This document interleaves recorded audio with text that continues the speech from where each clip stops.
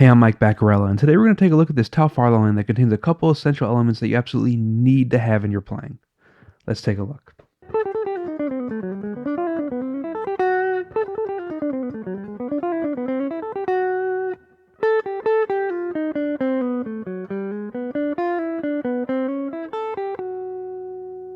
Before we get started, if you like the video, please give it a like. It really helps the channel to grow. And if you're new here and you like this sort of content, I release new jazz guitar lesson videos every single week. So please consider subscribing and ringing the notification bell so you can stay up to date on my newest videos. And if you're interested in supporting me further, please consider checking out my Patreon, where I post PDFs for every single lesson video, as well as weekly jazz solo transcriptions. So for as little as $5 a month, you get access to over 100 lesson PDFs and over 100 solo transcriptions. There's a ton of stuff to practice. Now let's get started. This Tal Farlow line moves through a bunch of consecutive dominant 7th chords. And he's just cycling through the changes. So we're playing an F7, E7, A7, and we're ending on a D7. He keeps going in this line, but we're going to end there. Now the F7 is substituting as a B7, so it's really just a cycle of 5 to 1 over and over again. Now it's F7.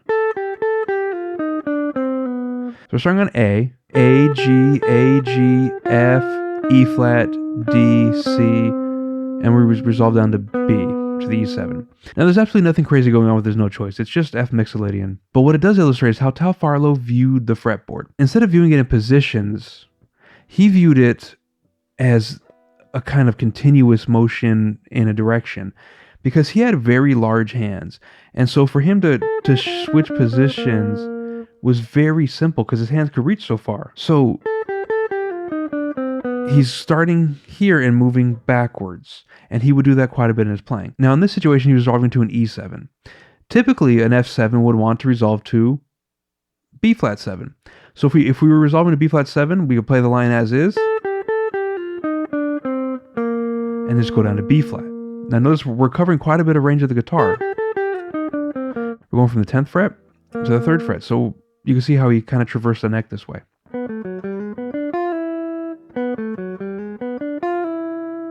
Once Tal Farlow gets to B, this is the 5th of the E7 chord. This is our first absolutely essential concept of bebop playing. It's a 5 to 5 resolution. We're starting on the 5th of one chord and resolving to the 5th of the next chord.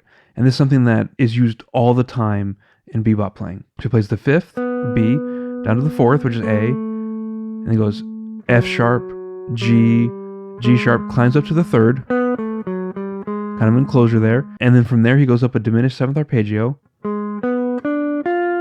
which gives us our 3rd, 5th, flat 7, flat 9, and he resolves to E, which is the 5th of the A7.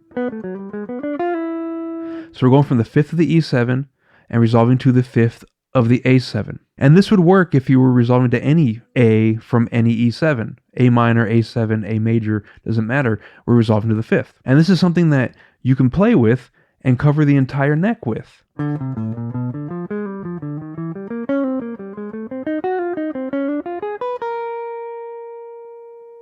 So in this example, I'm going to start with G7, and I'm going to cycle from G7, C7, F7, B flat 7, to E flat 7, and just play the same sequence over and over again. And you can see that even though I'm moving through the positions, the fingering stays pretty close to the same.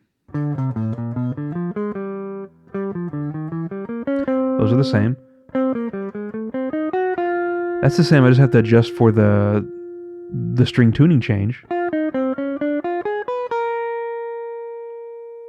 And once we get to A7, he goes E, D, B, C, C sharp. It's the same way we started the other line. 5th, going up to the 3rd.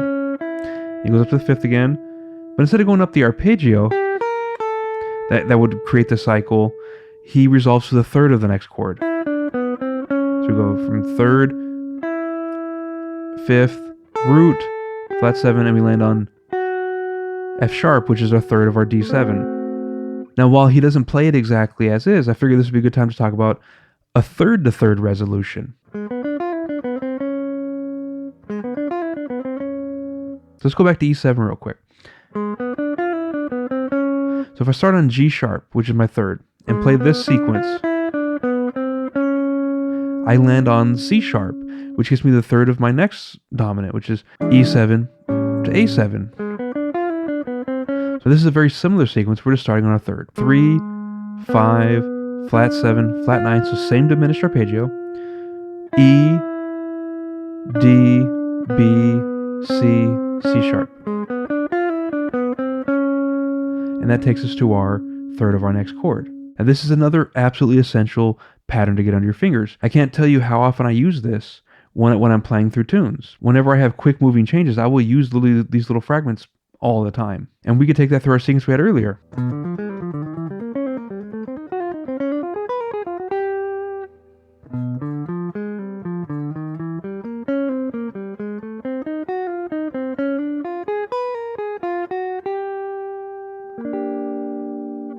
So I hope you enjoyed taking a look at this Tal Farlow line. This line contains a couple absolutely essential patterns that will really help us to navigate changes. Randy Vincent wrote a great book called Jazz Guitar Soloing: The Cellular Approach, which is an incredibly deep dive into this subject. And he goes really deep on all the different fingering possibilities through these kind of patterns. And I would highly recommend checking out that book. It dramatically changed my playing and my ability to run through changes like this. So I can't recommend it enough. So thanks for checking out today's lesson. Keep practicing. I'll see you next time.